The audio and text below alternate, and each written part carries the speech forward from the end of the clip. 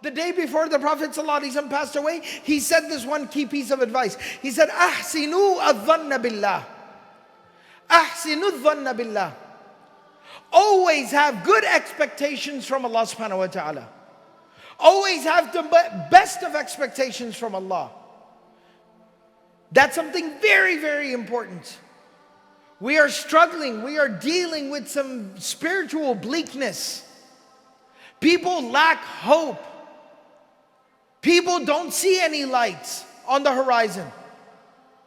We need to renew our iman, renew our faith, and know who we believe in, and His might and His power and His greatness. And He can bring light in the middle of the night. He can deliver us from the most overwhelming of circumstances. He will make a way. You just have to believe. So ahsinu adh-dhanna billah. Always know that Allah will make a way for you, and Allah subhanahu wa ta'ala will help you. And then another very powerful message, concluding message from the life of the Prophet sallallahu alaihi wasallam. Pray your salah, give your zakah, and look after, fulfill the rights of the people that you are responsible for. This is the balance that we have to learn to strike in our lives. Maintain your relationship with Allah. And the primary form of that is keeping up with your prayers. And then secondly, take care of the people, value the people, cherish the people.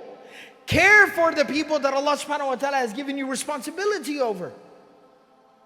We will be asked about it. We will be accounted for it. There is a reckoning that is coming.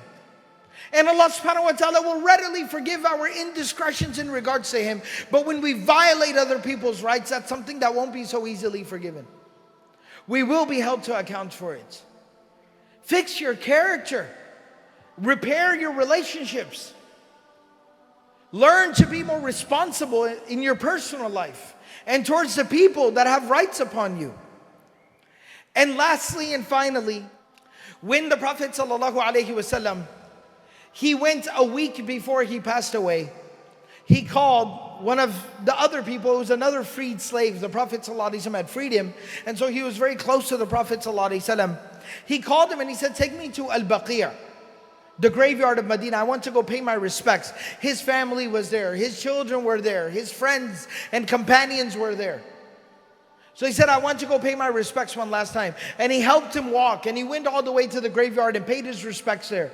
And afterwards, as he was walking back, he says to the man who's helping him walk, that Allah subhanahu wa ta'ala gave the slave a choice.